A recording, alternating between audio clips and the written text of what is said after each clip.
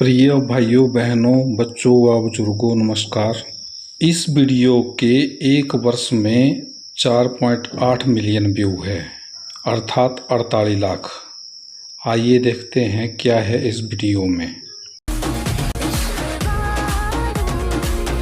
खुद को रख पाओ होश में, प्लीज कुछ कराना खट्टी सटाई बकना तेरी बियर पी के नाचे लगली चमक चमक चम।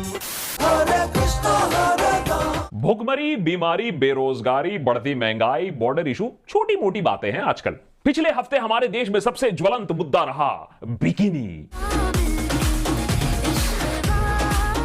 कंट्रोल एडिटर, अभी एपिसोड शुरू हुआ है, बात तो कर लेने दो हैं।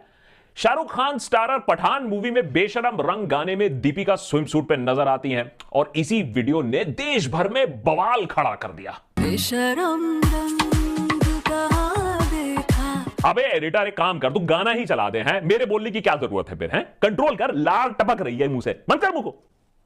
तो हुआ यूं कि हमारे देश में बड़े बड़े पर्दे पर स्विमिंग सूट वैसे तो कोई नई चीज है नहीं। करीबन 80 साल पहले मीनाक्षी शिरोडकर ने एक मराठी फिल्म ब्रह्मचारी में पहली बार स्विम सूट पहना था। For context, very interesting fact, Meenakshi Shirodkar Shilpa और नम्रता शिरोडकर की दादी थी। वैसे तो डैडी कूल होता है, यहां तो दादी कूल है। 1958 के दिल्ली का ठग फिल्म में नूतन ने भी स्विम सूट पहना और फिर शर्मिला टैगोर ने तो भाई क्रांति ही ले आई। वो स्विम सूट पहना एन इवनिंग इन पेरिस 1967 और आमने सामने में, और फिल्म फेयर के फोटोशूट के लिए 2 piece bikini, nuclear bomb in India. लोगों की आंखें चार, लेकिन तब भी देश और धर्म इतना संकट में नहीं आया जितना ये 50 साल बाद दीपिका के बिकिनी के वजह से आ गया है। ऐसा क्यों? देखिए, धर्म, मर्यादा, सभ्यता के जो तालिबान, मेरा मतलब है कि ये जो मर्यादा सभ्यता के जो ठेकेदार हैं, उन्हें दिक्कत बहुत हुई दीपिका के बिकिनी से। खड़े हो गए सारे अंकल जी, जोर जोर से अपना डंडा हिलाने लगे। किसी को बिकिनी से प्रॉब्लम थी, किसी को बिकिनी के रंग से प्रॉब्लम थी, किसी को बिकिनी के ढंग से प्रॉब्लम थी। यू सी, कट बहुत हाई है। किसी को बिकिनी वाले डांस से प्रॉब्लम थी, पोज से प्रॉब्लम थी, किसी को बिकिनी वाले गाने में खान से प्रॉब्लम थी। जितना बिकिनी पर विश्लेषण हुआ है ना पिछले हफ्ते, अगर उतना विश्लेषण हम देश पे मेक इन इंडिया, भुखमरी, बेरोजगारी पर कर लेते, अरे 5 ट्रिलियन टन इकोनॉमी कब का पार कर चुके होते।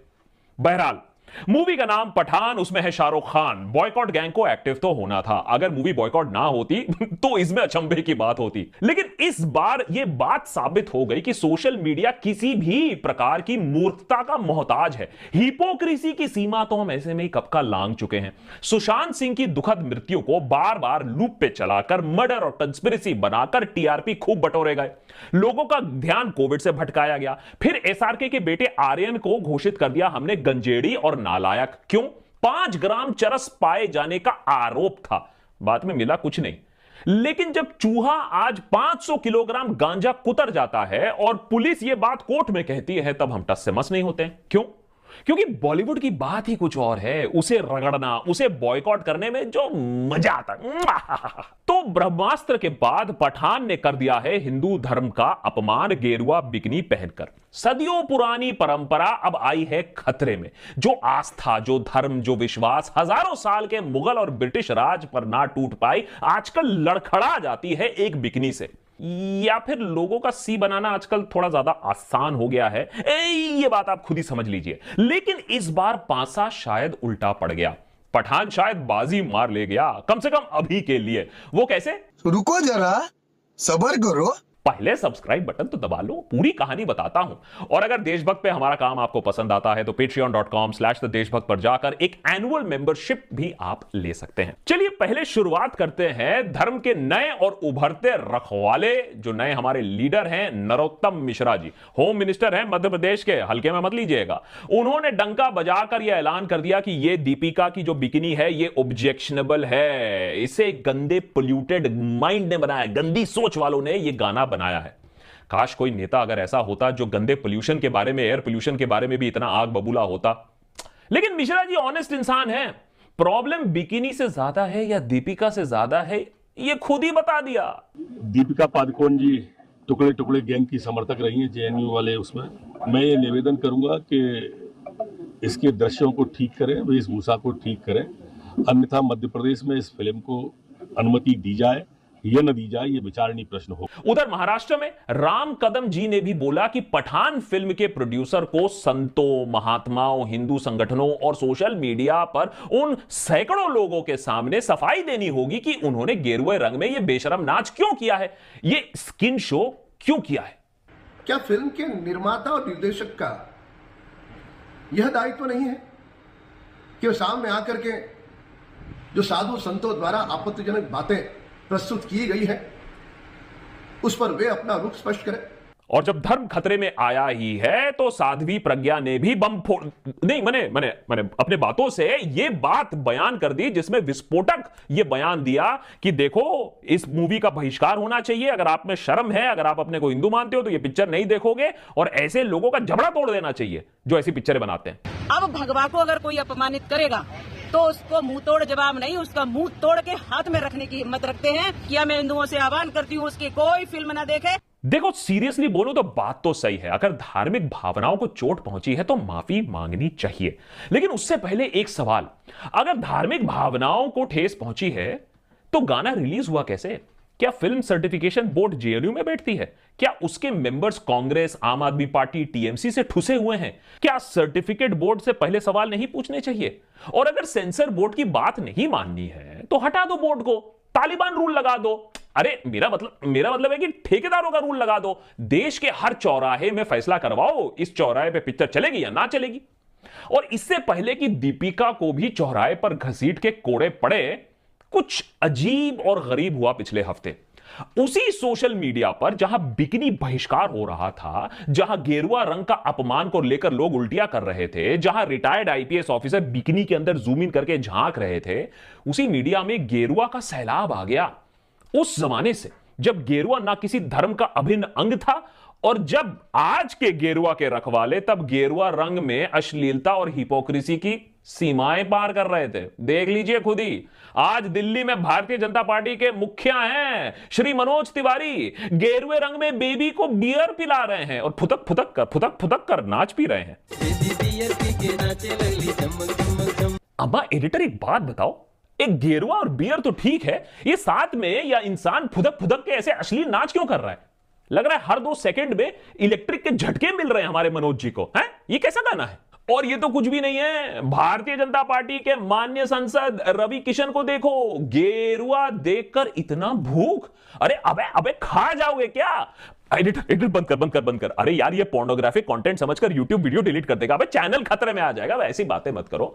और वैसे ये भी बता दूं, दीपिका और एसआरके इतना फुटेज खा रहे हैं, अरे ये काम सूत्र वाला पोस्ट तो रवि किशन पहले ही कर चुके हैं, देख लो साइड बाय साइड कंपैरिजन, देखिए कितने पढ़ाई लिखाई की हमने भी है। और ये क्या देख रहे हैं? अरे ऊपर का गेरुआ कुर्ता और नीचे पैजामा गायब। राम। क्या इस गाने को करते समय अक्षय कुमार को यह नहीं लगा कि धर्म का अपमान हो रहा है? हाँ अच्छा ठीक है, मैंने अब मान लिया कि वो कनेडियन है, लेकिन इसका क्या मतलब है कि वो भारतीय संस्कृति का ऐसे खुलेआम मजाक उड़ाएंगे? है अक्षय कुमार, माफी मांगो। अबे क्या बच्चे की जान लेगा? जान तो लेंगे अक्षय, क्योंकि अगर गेरुआ का अपमान किसी बॉलीवुड में स्टार ने किया है तो अक्षय तुमने किया है। यहां देखो हैं, कटरीना के गेरुए साड़ी को कितनी गंदे विचारों, कितनी गंदी निगाहों से देख रहा है? खजुराहो की मूर्तियां भी देखकर कह रही होंगी यार ये थोड़ा ज्यादा नहीं हो रहा है? अब इस गाने को सुनकर भक्त मंडली, नेतागण, आईटी सेल टपक गए, लेकिन धर्म का अपमान तब नहीं हुआ। क्यों? बिकॉज बिकनी नहीं है। क्या साड़ी बिकनी से कम सेक्सी है, कम रिवीलिंग हो सकती है? और देखो अक्षय के रिएक्शन को माजा का बोतल समझकर पी जाएगा कटरीना को, ऐसा लग रहा है। और ये है श्री दिनेश लाल निरहुआ का एक फिल्म का गाना है। वैसे तो बीजेपी के आजमगढ़ से सांसद है, लेकिन देखिए इस गाने में विमेन्स राइट और विमेन ऑन द टॉप की कुछ लग रहा है बातें चल रही हैं। अगर दीपिका ने बेशरम रंग में भगवे का अपमान किया है तो बॉलीवुड और भोजपुरी सिनेमा में कम से कम लाइन लग जाएगी ऐसे अपमानों का। और हमने तो देशभक्त पर सिर्फ ट्रेलर दिखाया है। बीजेपी में एंट्री मारने के लिए बेताब कंगना गेरुआ रंग पर अपनी जुत्ती रख रही है, तब तो आउच भी नहीं निकला किसी से। और नहीं नहीं नहीं नहीं, एडिटर ये वाला नहीं, एडिटर नहीं नहीं नहीं मत लगाए यार, लगा दिया कौन यार, ये ऐसा कौन करता है यार, हैं ऐसा कौन करता है, इस रंग की चड्डी कौन पहनता है, कभी नहीं देखा मैंने, और अब जब देख लिया तो अनदेखा भी नहीं कर सकता हूं। और बीजेपी के सनी पाजी ने आज तक इस चड्डी वाली फोटो के लिए कभी खेद प्रकट किया है, बताइए। एक टाइम था कि मिस इंडिया कॉन्टेस्ट में भी स्विमसूट राउंड में गेरुआ इतनी लड़कियां पहनकर कैटवॉक कर रही हैं, स्मृति ईरानी भी हैं इसमें, तब तो देश और सभ्यता खतरे में नहीं आई और ना ही टाइम्स ऑफ इंडिया को बॉयकॉट किया गया। क्यों? क्योंकि शायद आप भी जानते हैं और हम भी जानते हैं कि गेरुआ से प्रॉब्लम नहीं है और ना ही गेरुआ कोई धर्म का रंग बनता है, प्रॉब्लम शायद दीपिका और एसआरके जैसे लोगों से है जो सिस्टम की चाटते नहीं है। वो चाहे सिस्टम के खिलाफ खुले तरीके से ना बोले, लेकिन उनकी जो रीढ़ की हड्डी है ना, वो इतनी भी नहीं मुड़ी है कि वो सिस्टम के तलवे चाटने की इजाजत दे उनकी रीढ़ की हड्डी, और ये सिस्टम को भी मंजूर नहीं है। ठीक जैसे सिस्टम को यह बात मंजूर नहीं है कि खान्स आज भी बॉलीवुड और सैकड़ों दिलों पर आज भी राज करते हैं इतना कुछ करने के बाद। इस पूरे बिकनी बहिष्कार में हमें एक सबक तो जरूर मिलता है कि सुशांत के नाम पर हमें 3 महीने तक सी बनाया गया, आर्यन खान के नाम पर 2 महीने तक, ब्रह्मास्त्र का बॉयकॉट 1 महीने चला, जिसके चलते पब्लिसिटी इतनी मिली कि एक एवरेज ब्रह्मास्त्र पिक्चर भी कम से कम 400 करोड़ का धंधा तो कर ही गई, कम से कम अपने कॉस्ट रिकवर कर लिया। पठान का पहला बॉयकॉट तो बैकफायर इसलिए हुआ है कि हमारी जो डोमेस्टिक जो ठेकेदार हैं उनका गेरुआ पोल खुल गया। लेकिन बॉयकॉट और भी होंगे, लेकिन इस फ्री पब्लिसिटी के बाद देखना क्या है कि पठान बॉक्स ऑफिस पे कैसे परफॉर्म करती है।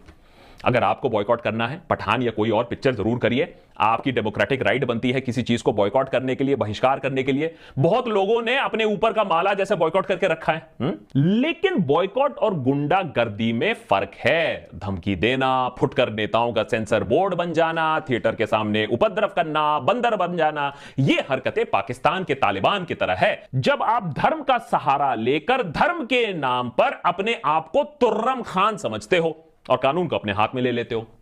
पठान के बारे में, दीपिका के बारे में, एसआरके के बारे में उल्टा सीधा बोलो, बिकिनी में झांको, लेकिन अगर गेरुआ का अपमान लगता है तो सबसे पहले सारे इन बीजेपी नेताओं को और इन चमचों को लाइन लगाकर सबसे पहले इनसे माफीनामा लिखवाओ।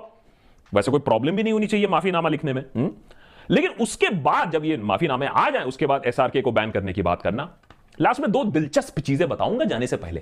सोशल मीडिया एक्सपर्ट्स ने गहरी छानबीन करने के बाद यह पता लगाया कि दीपिका जो थोड़े समय के लिए जो गेरुआ बिकनी पहनती हैं इस पूरे गाने में, उसमें बेशरम रंग का तो उच्चारण हुआ ही नहीं है, तो कंट्रोवर्सी कहां का। और दूसरा, पिछली बार दीपिका की नाक, दीपिका का सर कटवाने की बात हुई थी, टीवी न्यूज रूम में तलवारें निकली थी। नतीजा यह हुआ था कि संजय लीला भंसाली की पद्मावत 2018 में 300 करोड़ रुपए प्लस बॉक्स ऑफिस में कमा के चली गई।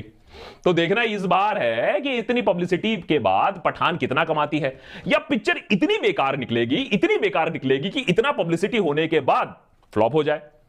अगर ऐसा होता है तो मैं भी बॉयकॉट कर दूंगा। नेता टाइप आधा काम मत करो, सब्सक्राइब के साथ साथ बेल आइकॉन भी दबाओ। कलयुग की उम्र है 4,32,000 वर्ष। 4 चरणों में बांटा गया, तो पहला चरण चल रहा है। पहले चरण की उम्र है 1,08,000 वर्ष। जीव की उम्र है 100 वर्ष। पहले चरण में 100 वर्ष, दूसरे चरण में 50, तीसरे में 25, चौथे में 12.5। घोर कलयुग। 9 वर्ष का बच्चा जब दादा और नाना बन जाएगा। कितने वर्ष का? 9 वर्ष का बच्चा जब दादा और नाना बन जाएगा, वो घोर कलयुग होगा। घोर कलयुग की स्थिति क्या होगी? अभी तो आपको पता है, ये मेरी बहन है, ये मेरी बेटी है, ये मेरी माँ है, ये मेरा बेटा है, ये मेरा पिता है। घोर कलयुग उसको कहेंगे जहां पर कोई भी संबंध सुरक्षित ही नहीं होगा,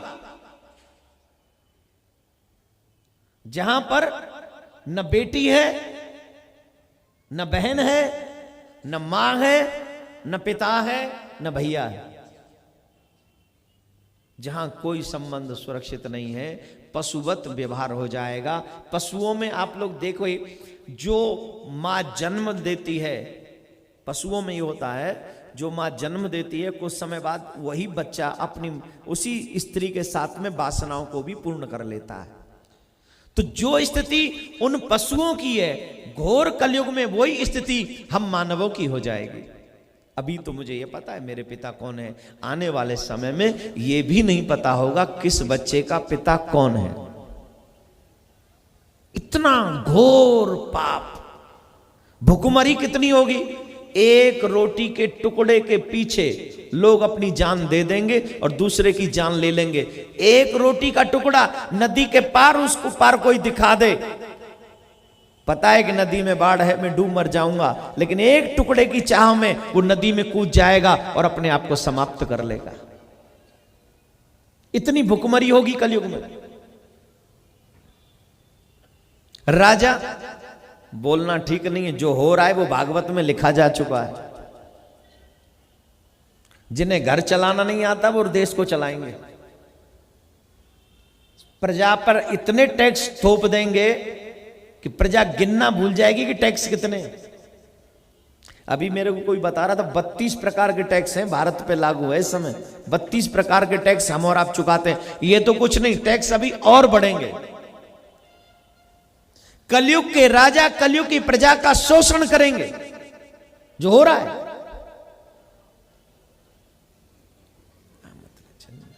आप सबसे एक प्रार्थना, क्या आप कलयुग में व्यक्ति की हाइट कितनी होगी बताऊं? चने के पेड़ के नीचे बैठ के छांव लिया करेगा। चने का पेड़ देखा है? चने का झाड़ कितना बड़ा है?